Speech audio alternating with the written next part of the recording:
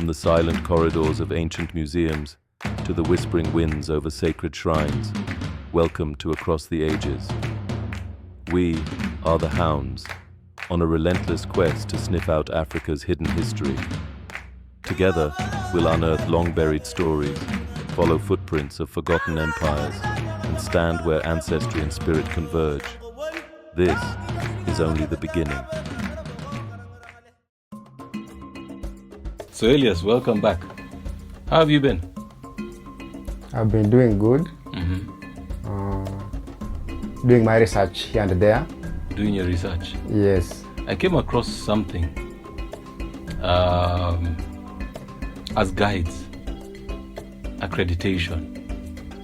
Tell us a bit about accreditation. What does that mean when it comes to guiding? Actually, how about you tell us about guiding? What does guiding entail? Because you could be seated here and people don't even understand what a guide is, what the importance of a guide is, or what guiding, even as a career, it looks like.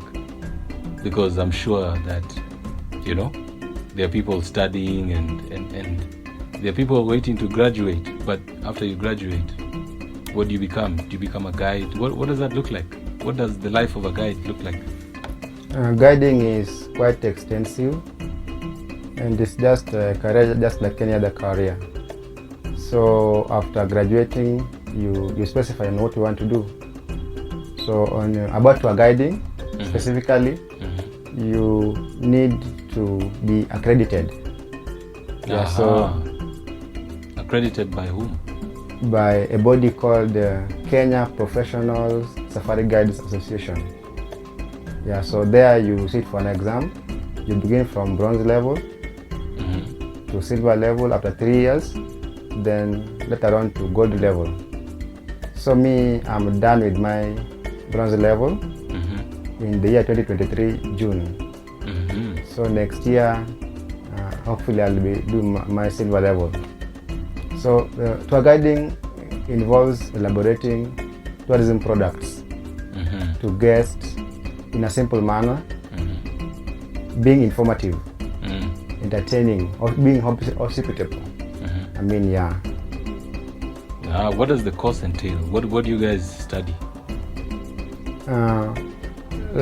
In tour guiding, that is the Kenya Professional Safari Guides Association. We study all aspects of tourism, from history, geography, soils. We also do plants, first aid skills, and so forth and so forth. Wow. So you cover biodiversity as a whole? Exactly. So that means insects. There are people who've specialized in insects. There are people who specialized in butterflies. Birds. Animals. Aquatic animals. Aquatic animals. So mammals. So it's also divided into aquatic and land. Land mammals, yeah. Wow. So it's an elaborate course, huh?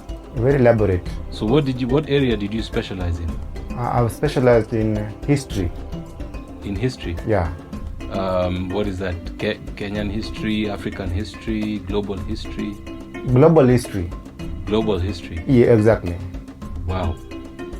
But again, I need to advance from one level to another, from bronze to the next level. That now I'll now read more about history of more places. Yeah. What challenges do you guys face as guides? Because once you graduate, how do you make a living? Yeah, it is quite challenging after graduating. You have to be sometimes volunteer in some places, some attraction sites in Kenya here, like the museums, and the government doesn't pay for that. So let's use an example. When I go to a museum, yes, as a normal citizen, yeah, and of course I do not know what is within. I don't know how it flows. I don't know what is what, right? Yes. So let's assume I want a guide. Yeah. What happens? If you want a guide, you'll book your ticket first. Then the customer care person will direct you to get inside. So inside you'll find volunteers and at times students on attachment. So they will guide you in. And again, we are told it is free. At the customer care service there, you're told guiding is free.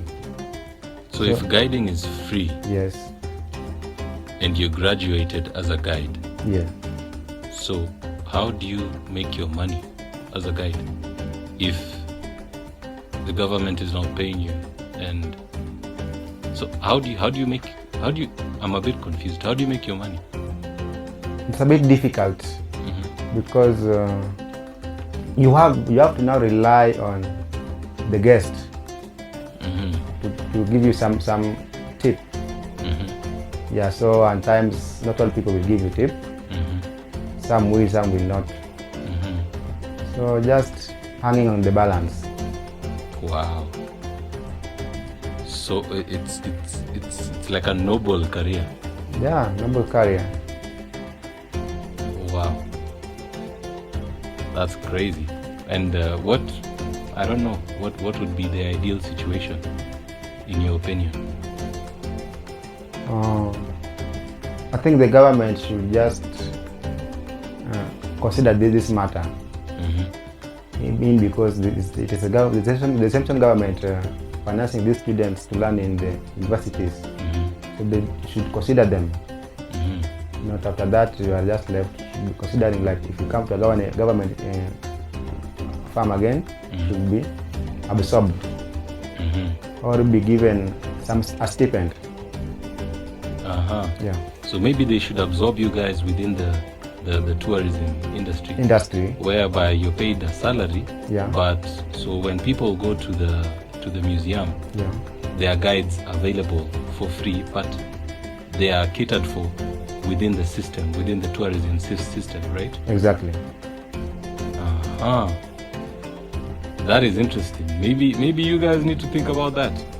Exactly. Maybe you guys need to come together and say, hey, why don't you guys employ us so that we can stop hustling the tourists at the points of entry, at the museums and the parks and all this, you know? Yeah. And maybe you're integrated and you become part of the tourism ecosystem, so that when we come to visit the museums, there's actually now a free guide, because he's actually being paid a salary based off of his knowledge of history and, you know?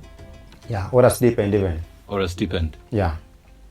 That is an interesting thing. I think whoever is listening, watching, yeah, I think, and you're able to cater to these guys, I think, you know, you should do something about it.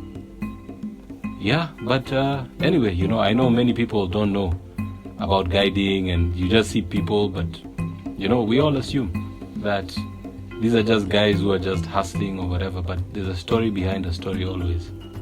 So I guess now we know the story. Yeah, now we know. Okay, so we finished the history room and we get into the evolution room. That's where we left off, right? Yes, exactly. Fantastic. So I guess here we go. Without further ado, what do we have here? It's a skull of something. It looks like a human skull. What is this? Yeah, that's an ape skull. Yeah. So the skull is called pre-colonial H.H.N. Yeah. So tell us a bit more about this. H.H.N. That's one of the earliest skulls to be discovered here. The oldest skull. I mean, from Lake Victoria, somewhere called Rusinga Island. From Lake Victoria? Yeah. It lived 18 million years ago. Discovered in 1948. Yeah. Wow. So it's called H.H.N, H.H.N, because the people living in Rusinga Island are the Suba people. So H.H.N is a Suba word meaning ape. So it was called H.H.N. H.H.N was the Louis Leakey's assistant. That's the name, where it got the name. But initially before, proconsul H.H.N. That's interesting. Wow. It looks like a monkey. It was usually a very small ape. Yeah, monkey, size of a monkey. Actually, yeah, it looks like a very small skull. Yeah. Interesting. And what do we have here? That's a skeleton of an ape, a chimpanzee, and a human being skeleton. So there we do comparison in their appearance, shapes, size. So if you look at a human being skull, it's a bit bigger compared to the chimpanzee skull. That one shows that the brain of a human being is bigger compared to the brain of a chimpanzee. Can think more, do more complex things compared to a chimpanzee. Yeah. Then if you take a look at the arms of a human being, they are longer to enable the human being walk on two legs, walk upright on two legs. And if you look at a chimpanzee, they have shorter limbs. I mean legs. The legs are very shorter, and the arms are long to enable you to walk on quadrupedal. Okay. Yeah. So it's the legs. The legs. The human legs are longer. Longer to enable you to walk on bipedal. Or upright, on two. Okay. Interesting. Yeah. Wow. So these are like this Homo sapien. Homo sapien sapien. Yeah. And then we have, what do we have here? Model of a thumb. Yeah. So you can place your fingers there to get the feeling, the texture. What thumb? What is this though? This is an ape. Yeah, like a model of a thumb.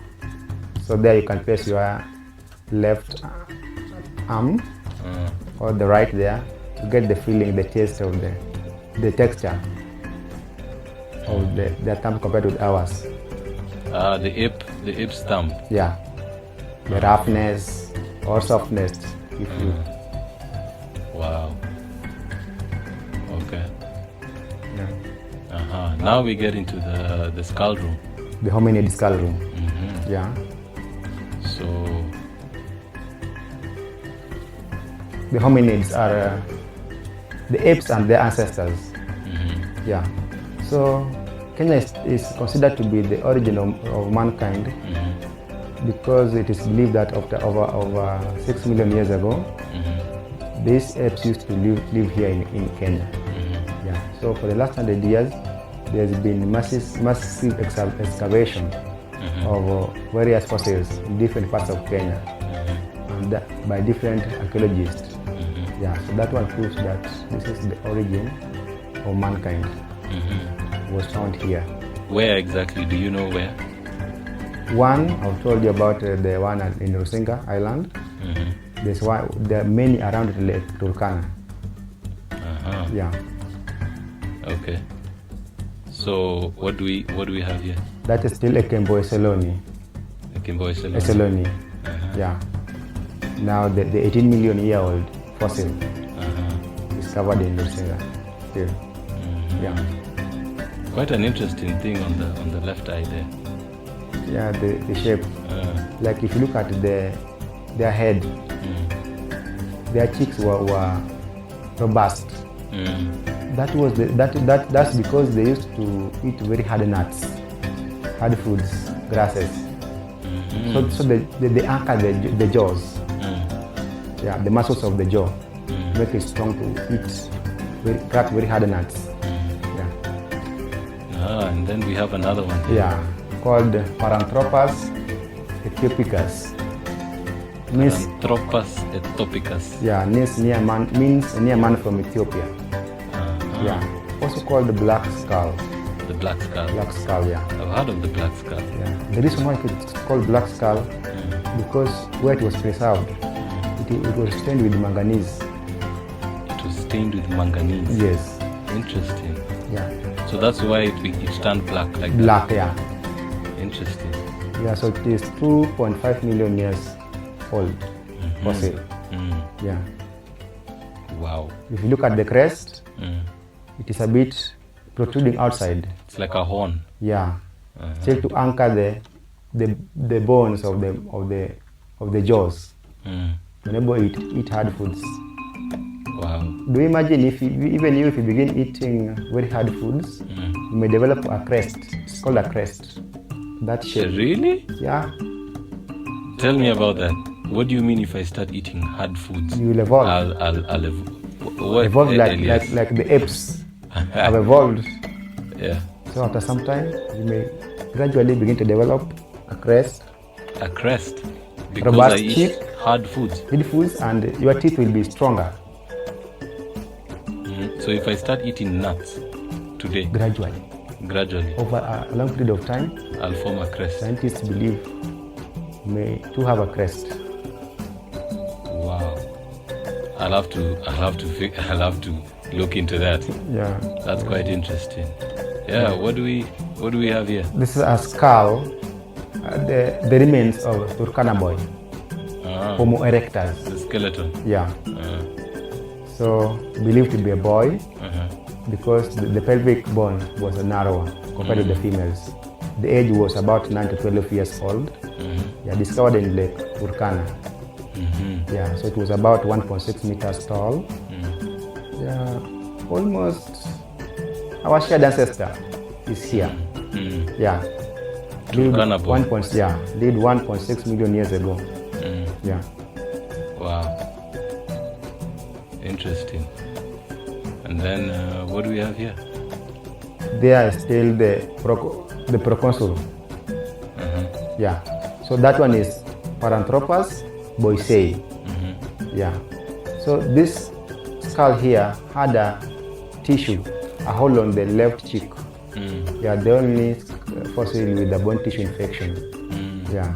Paranthropus boisei. Wow. Yeah. I see it.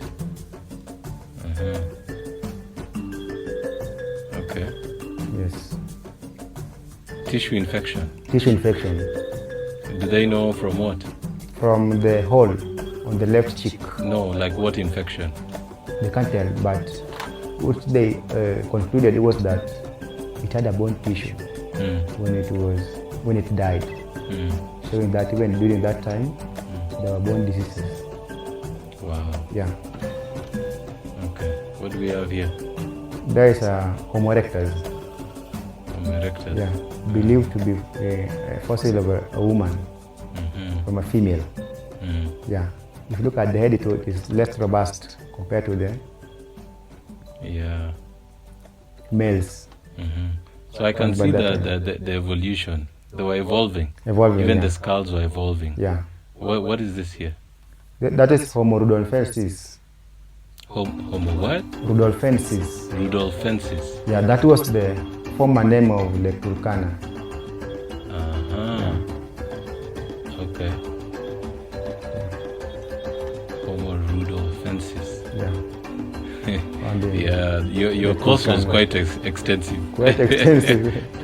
Yeah. And you guys had to know all this stuff. All that you had to have. Wow. And who do we have here? Then that is Homo habilis. Homo habilis. Yeah, means handyman. Handyman. Yeah, because he used hands for making tools. The first tools to be made, the first tools made from stone. Lemma stone scrapers, discovered in Olduvai, Tanzania. Oldowan tools. Yeah. Homo habilis. Homo habilis. Yeah. Interesting. Wow. Hey. Talk about knowledge. Knowledge is power. Knowledge is power. It's power. Kabisa? Yeah. Yeah. Next, what do we have? We have a mural describing the stages of human development. So from living deep in the forest, hunting, gathering of fruits, now living in the grasslands, open lowlands, collecting eggs from nests to feed their babies, then to using of stones to eat, eating bones, Like also using bones to eat other bones, to crack other bones, to make them food easier to eat. That's an antelope. Antelope, killed. they are hunted down. Hunters and gatherers. Yeah, Okay. Quite interesting. yeah. Wow. But do you really think this is how it was? In your own opinion? Outside of what you've studied, do you think this is how it was? I think we've evolved. Surely evolved. Yeah. Okay. Then here is over 100 years ago. So when the Homo sapiens die, they got buried with their items, valuable items, like pottery, tools, because they believe that if you die, you are going to continue with your life. You used to do here, still even if you are dead. Believe in life after death, living in caves. Oh, is that why the Egyptians, because the pharaohs, you die and then you're buried with your gold? With your items, yeah. So if you are poor, you also just get buried just like any other person. With but nothing. nothing will accompany you to the grave. Yeah. Living in caves, doing fishing, cultivation. These are stones. These are stones. Lead stone. For stones. grinding or what? For grinding. Grinding flour or nuts. Nuts, yeah. Interesting. A lot was happening back in the day. Life was something else. And By then. we have other skulls here. Yeah, skulls discovered in Europe. In Europe? Yeah. Some of them in China. Yeah, they are here. Wow. And then what are these? The H.H.N. tools, Middle Stone Age tools. They're a bit finer. Yeah, and a bit sharp, used for cutting meat, leaves, for eating. Yeah. Still skulls of our ancestors.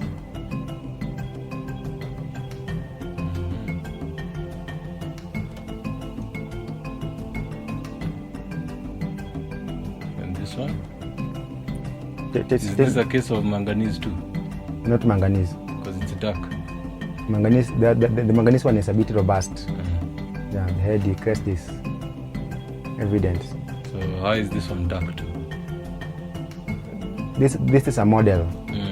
Yeah, so models, they can just be dark. Wow. And then what do we have here? Turkana boy still. So the other side is still there. Discovered in the Turkana. Wow. Yeah.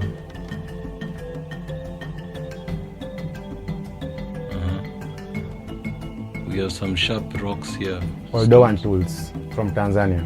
Oldowan tools? Yeah, after Olduvai Gorge. Hammer stones, scrapers. More skulls. Yeah, more skulls there. Discovered in Kenya and Tanzania.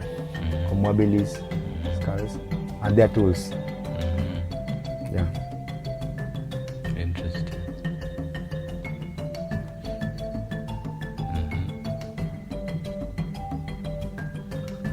More tools. More tools. Stages of development there. Yeah.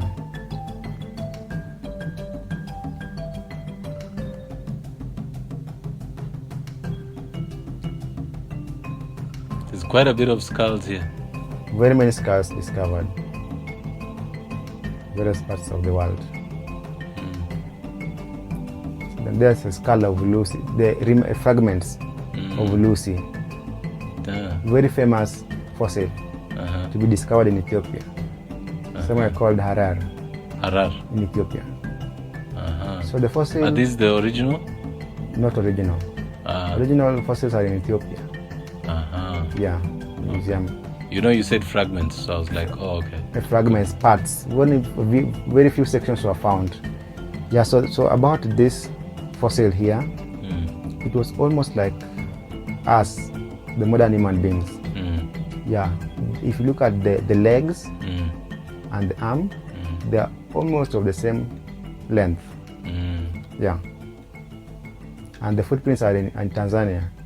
Somewhere called Laetoli. Laetoli footprints. Yeah. That's also a museum. Laetoli is a place where the footprints were found. So the place was called, the footprints were called Laetoli footprints. Yeah. It's a skull from Chad, Central Africa. From Chad? From Chad.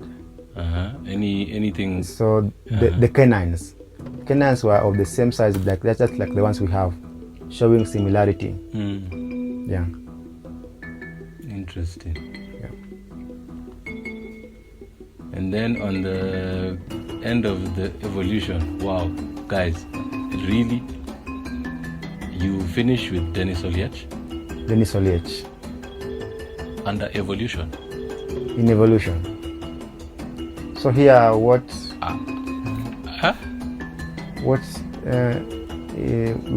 does Denis Oliech have to do with evolution? Here about the ability to walk on two legs, comparable to 4.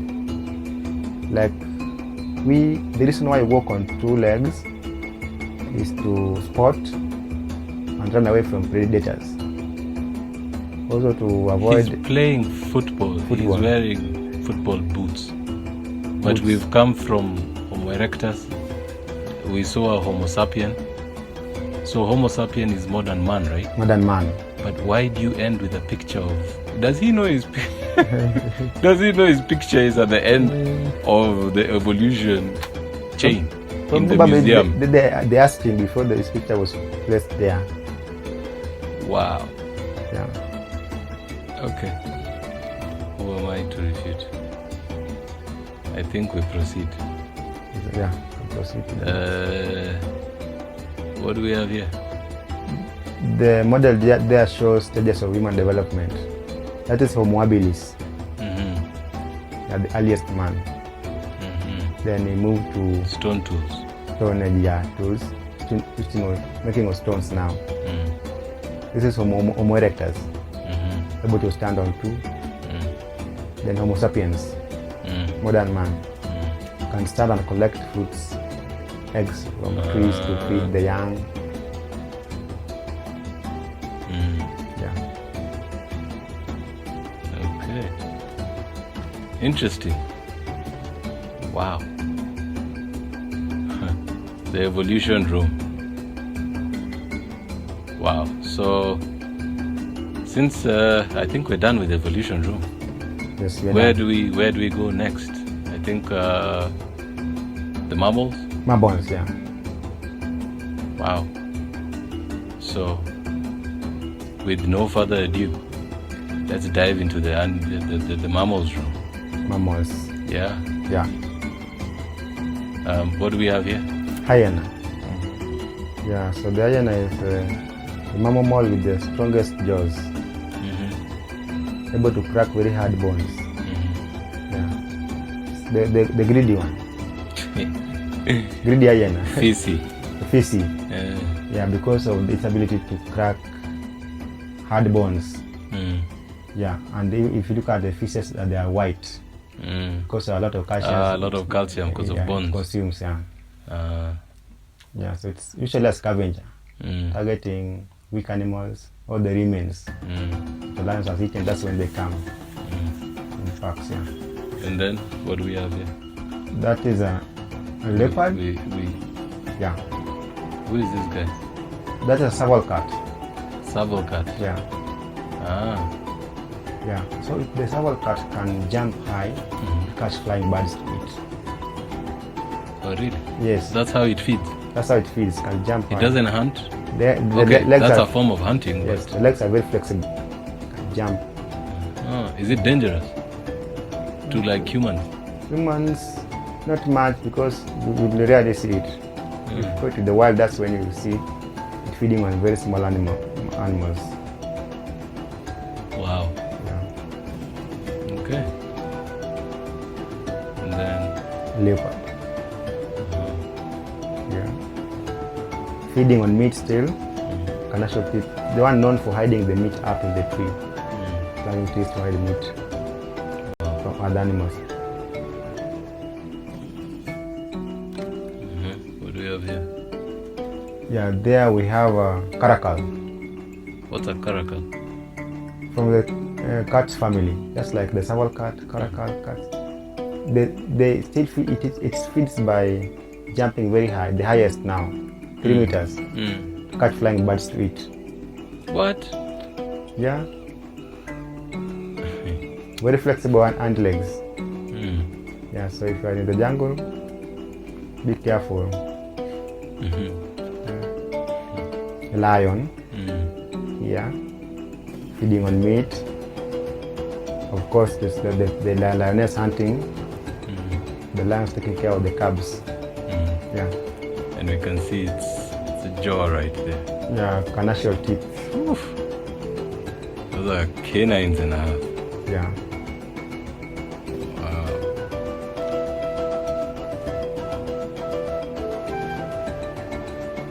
What do we have here? Defense mechanism now in various mammals. So there we have an animal with a scaly one called pangolin. So the pangolin, when threatened, it will roll into a ball to pretend to be dead, to protect the inner body organs. So the enemy will leave it. Yeah. Okay, the outside shell is hard, eh? Yeah, keratin, scales. Yeah. Keratin. Yeah. Okay. And the next one? It's porcupine. Porcupine. Yeah. It has spikes. Made of keratin too. Yeah, keratin. So it will spray them when threatened. Yeah. Okay. What do we have here? There is a horn from an antelope. So the horns are used for defending oneself from danger. Like when they are spiral like that, they wrestle. Wrestling. They interlock each other and at times they die. Yeah. They're locking the horns. Then they can't separate. And then what do we have here? Stripped weasel is here. So for defense, it releases a pungent smelling substance from the backside to keep off the predators from them.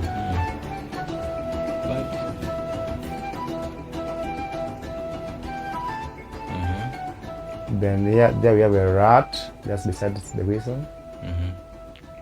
Also, it makes the fur straight, straighten the fur to look bigger, keep off the potential predators.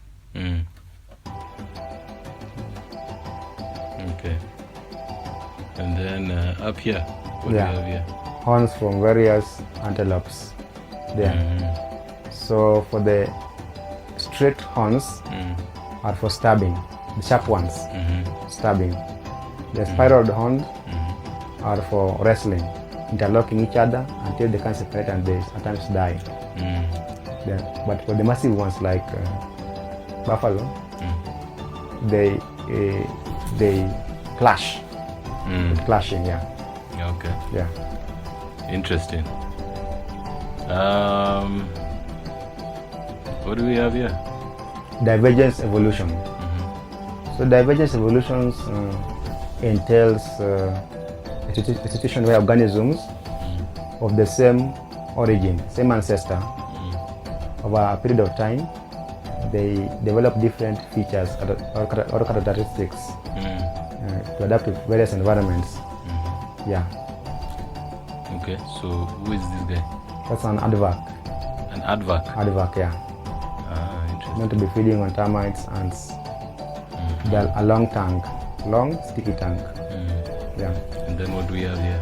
That's a fish, dolphin, a model of a dolphin, yeah. Yeah. Okay. Then there we have the locomotion. That's a hippo, walking on the water, not swimming. Yeah. So it is usually active at dawn and at dusk. We call it crepuscular animals. Yeah. Then what do we have here? Still locomotion. We have various mammals there. moving by walking, hiding in burrows, running like a cheetah, the fastest one. Just very flexible muscle to enable it run very fast. Yeah. Auto, palm civet, they can climb on tree. That's the mode of movement, climbing from branch to branch. Yeah.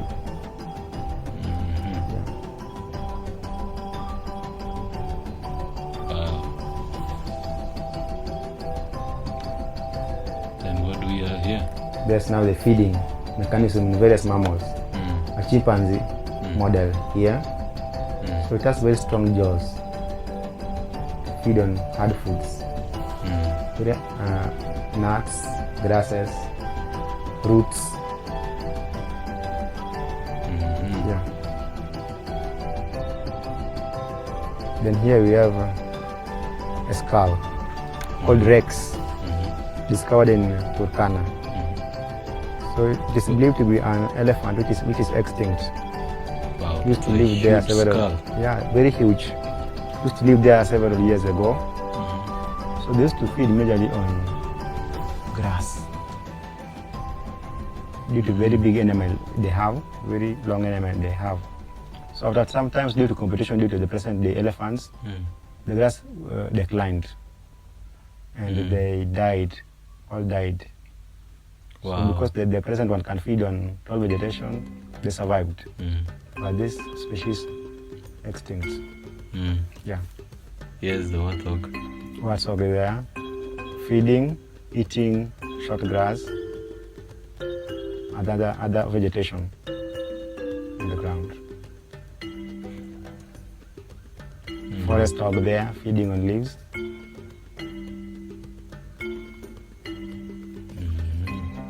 Found in Abadeas. Wow.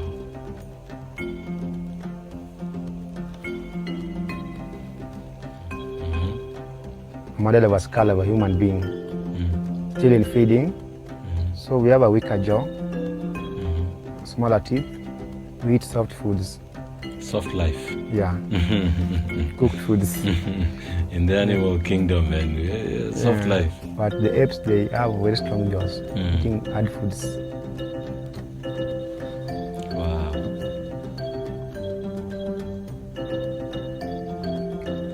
Yeah, apes there, eating hard foods. Very big jaws.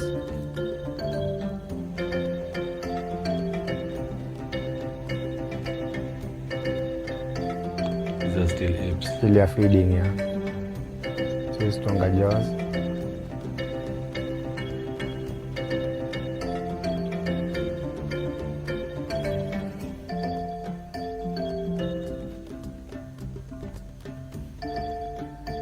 That's interesting. Very interesting. Wow. These mammals we have here. So, seems like we're done with the mammals room. Yeah. So, I think we should jump where? Into the birds room? Birds room.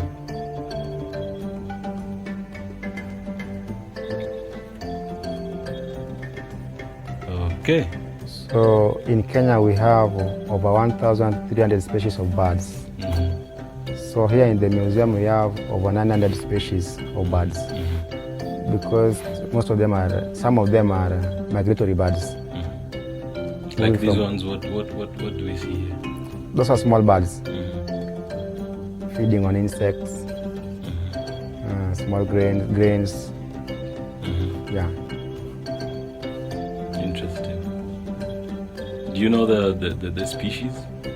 Species, they range from the eaters species. There is the grains, specifically eaters. The small birds is feeding on grains like quail birds. Yeah. Interesting.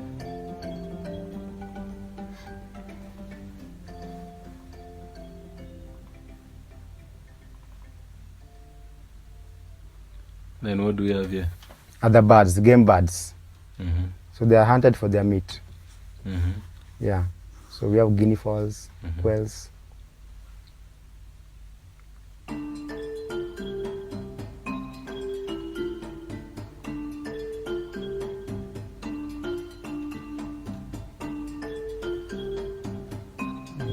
other birds too. Birds feeding on meat or other birds. Yeah. This is now Raptors.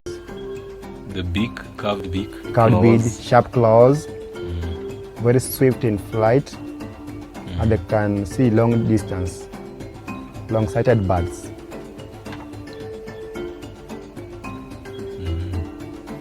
Then what do we have here? Secretary bird there.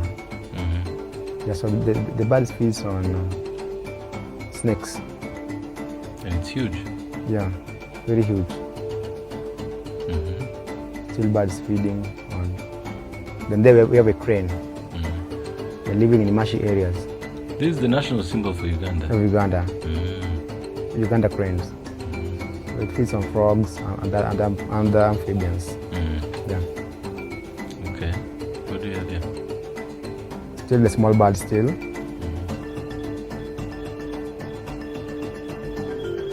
Feeding on insects.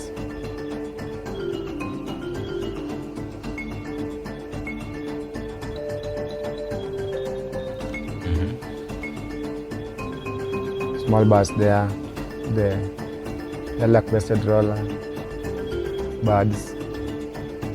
Small birds are actually very many species,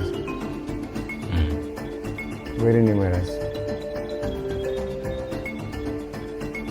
Vultures, they are feeding on carcasses.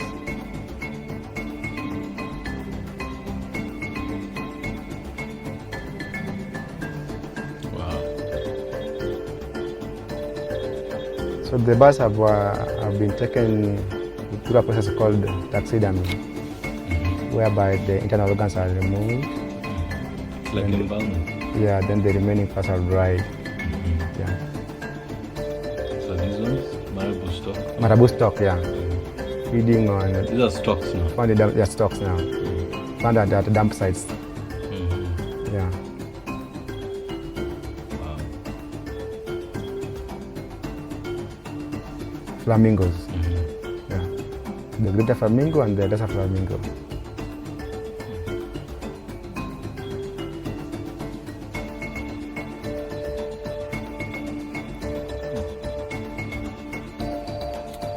The Pelicans. pelicans. Yeah. Pink pelican and white pelican. Feeding on fish. Wow. Yeah.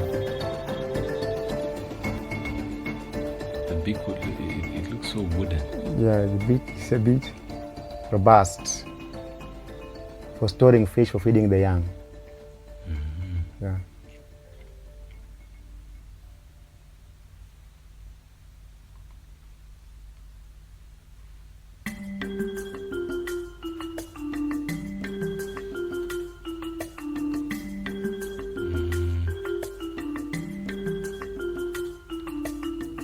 I think that's it for the birds room. And now we go into the currency room. Yeah. Numismatic. Yeah. Interesting. Tell us about money. Money. Like we have CBK here, Central Bank of Kenya. So this where all money is currency is regulated here. Yeah.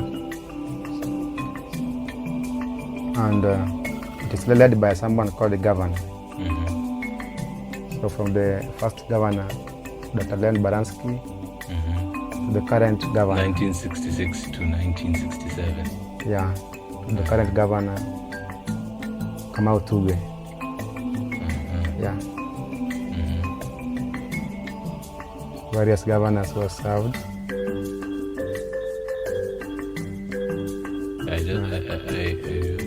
Mika Cheserem. President served sometimes back.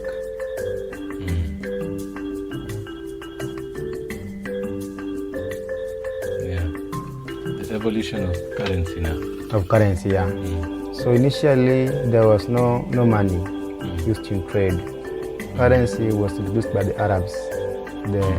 The first coin was minted in Vienna and Hale in 1751. It was called Maria Teresa Thala coin. Is that what we have here? Yes, those are the ones there. They used to the Arabs at the coast. Later on, we had the Mombasa rupee, Indian rupee. Mombasa Indian rupee was used for paying the Indian laborers used to build the railway line. The East African coins. Yeah. So the coins were minted during the various reigns of various monarchs. King George the Fifth, the Sixth, who was the son. And the coins, they used to be minted with a hole. Yeah, because the African attire has never had pockets. So it was used as a necklace. There was a wire they placed inside the holes, then on your neck, walk with them. Wow. So you walk with your fortune on your neck? On your neck, yeah. And you wonder why... Wow. Your cloth doesn't have a pocket. You have no choice. That was the reason for the holes in the coins? It's a necklace, your necklace now. Oh my God. Yeah. What do we have there? Yeah, and then we have, after the First World War, the price of silver went up. That's the necklace now for Africans. Yeah. So the price of silver went up after the First World War. That was because silver was used for making armaments, weapons for fighting. And so they saw the essence of introducing notes. Yeah, and florin was introduced for the first time in 1920. Florin? Notes and coins, yeah, to replace the coins. Yeah. Wow. Various notes introduced sometime before independence. Yeah.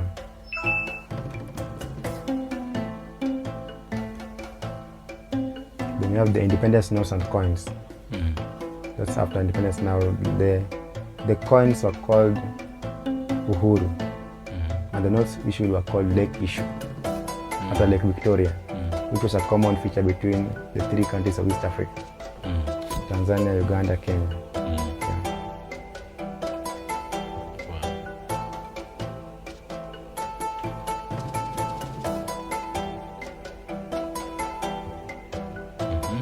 Then you have the Kenya's first president, Mzee Jomo Kenyatta.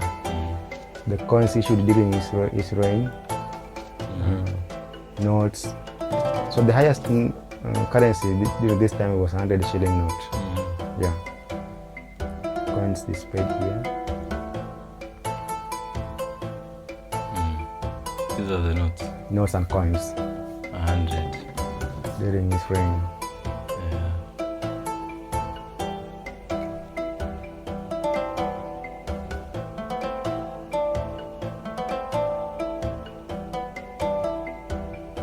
Then here we have the second president's notes and coins. Yeah. During his time as the president, the highest currency was 500 shilling note.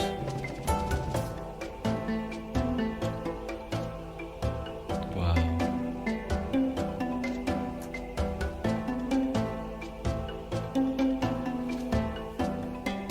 So all these currencies. Yeah, all these currencies. Daniel Toroitich Arap Moi's currencies.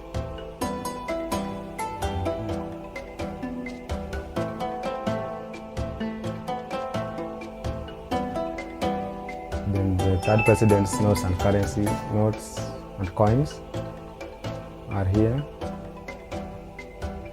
The highest being 1,000 shilling note. Then the current notes and coins are here. 1,500 shillings, 200, so forth.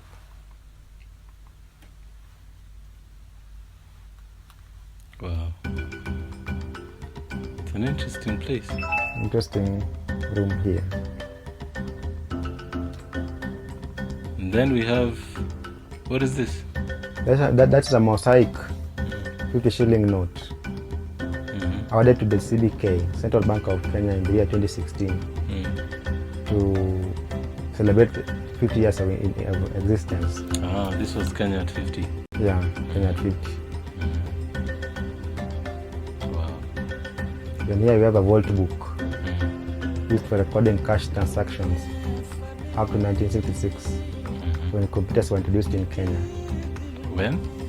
Computers were introduced. The year when? 1966. 1966. Yeah. Wow, interesting. A vault book. Vault book. You come and deposit, withdraw, written there. Handwritten. Yeah. Wow. A very large book. Wow. Interesting. I guess, yeah, we're done with the currency room. And last but not least, or actually this is the last room in the museum called the Hall of Kenya. Yeah, Hall of Kenya. Yeah. What do we have here? That is a mosaic artwork. Mosaic artwork of map of Kenya with butterflies and moths.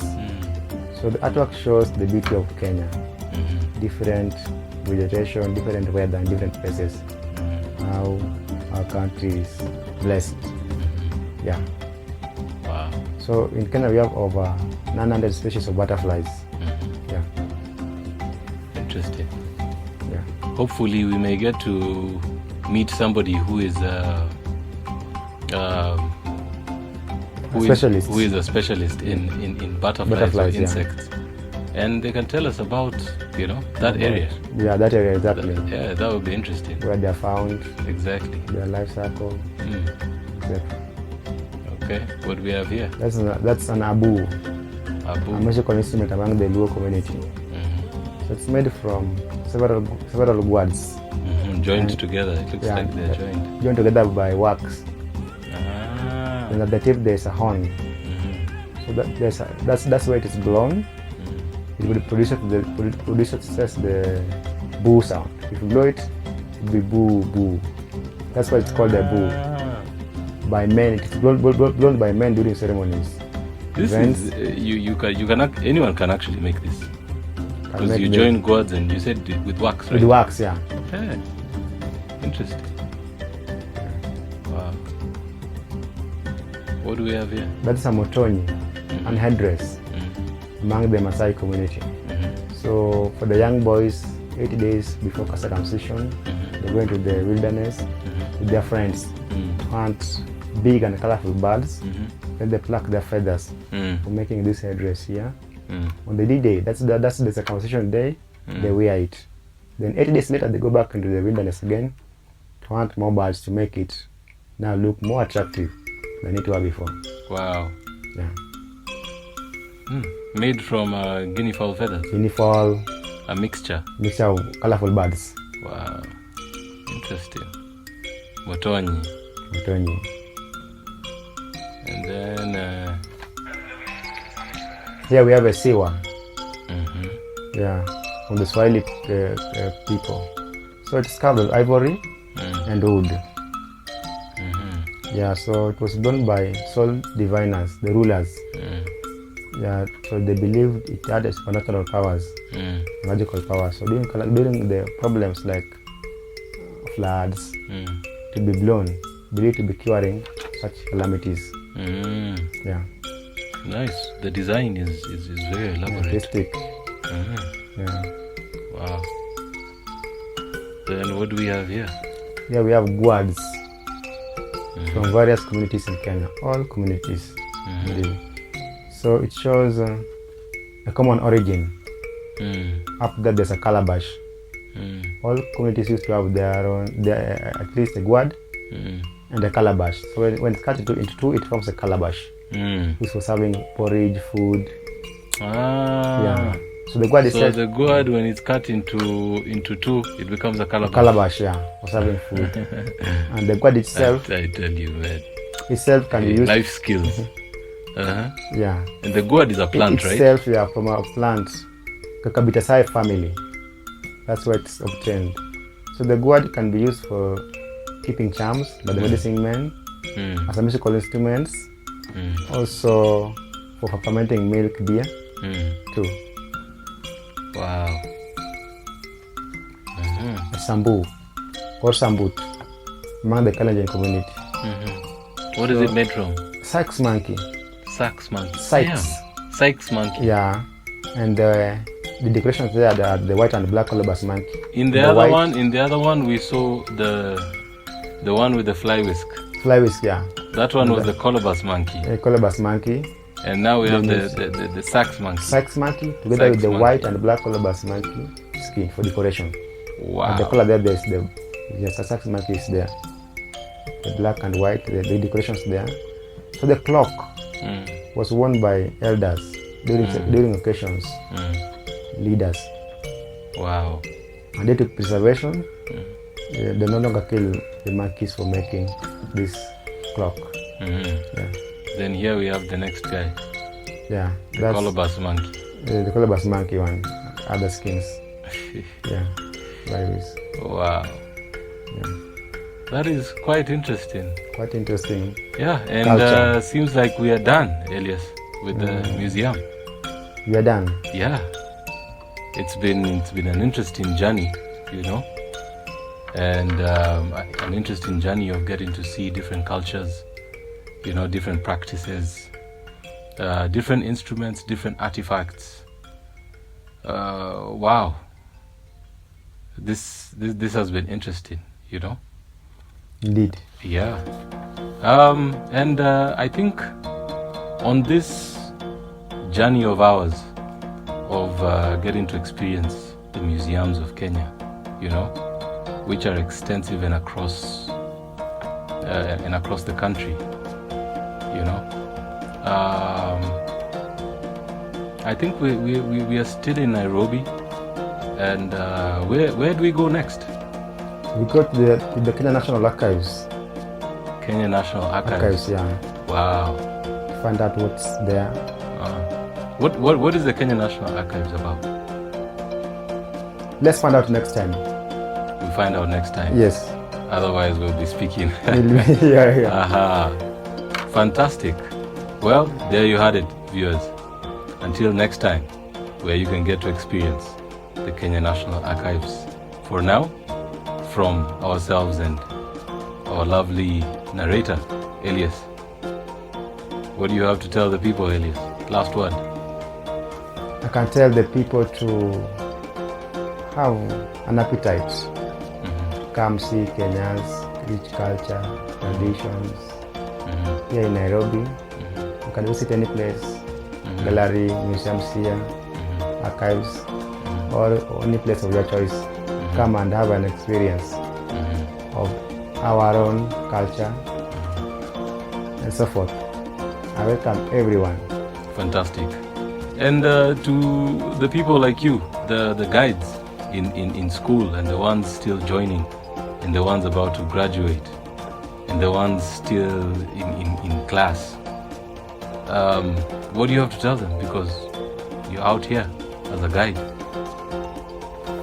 To the guides, already in the field or in class or now, I can motivate them.